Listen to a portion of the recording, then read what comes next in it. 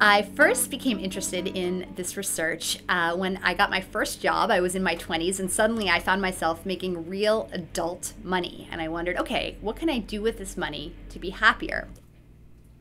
We began by conducting a correlational study where we looked at a nationally representative sample of over 600 Americans.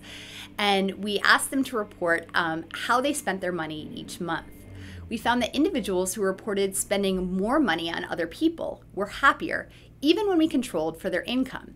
Interestingly, the amount of money that people spent on themselves each month was unrelated to their happiness.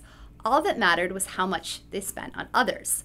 Of course, there could be a lot of reasons for this. Maybe people who believe in God give more money away and are also happier. So we wanted to get around all of these many problems associated with conducting correlational research and instead conduct an experiment. To do this, we sent research assistants out on the campus of the University of British Columbia, armed with a stack of money. These research assistants went up to people and handed them either a $5 or a $20 bill and asked these individuals to spend the money by the end of the day. But there was a catch. We said, we're going to tell you how to spend it. We told some people to spend the money on themselves, and we told some people to spend the money on others. What we found was that at the end of the day, people who had been assigned to spend the money on other people were significantly happier than people who'd been assigned to spend the money on themselves. Now, we thought that maybe this tendency to experience a warm glow from giving to others might be a pretty fundamental component of human nature.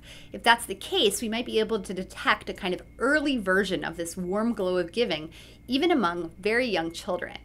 So to look at this idea, my graduate student Lara Acton and I teamed up with developmental psychologist Kylie Hamlin and recruited toddlers just under the age of 2. So we brought these toddlers into the lab. Now, of course, toddlers don't really care about money. So instead of giving them money, we gave them the toddler equivalent of gold, namely goldfish.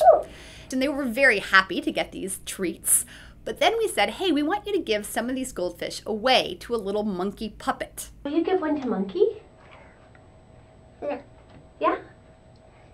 Yeah.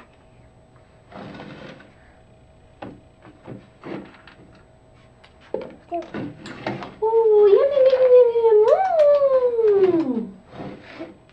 Oh, done. Now, what we found was that the toddlers were actually even happier when they gave the goldfish away to this friendly puppet than when they received the goldfish themselves. Little.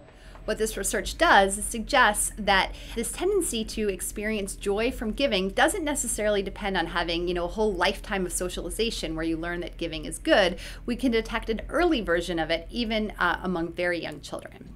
We've also teamed up with economists to examine data from the Gallup World Poll. And what we see is that around the world, people who donate money to charity report higher levels of happiness. And we see this effect emerge in both poor and rich countries alike. We've now examined data from over 100 countries around the world. And while the strength of this relationship varies, we see pretty consistently that people who donate money to charity are happier.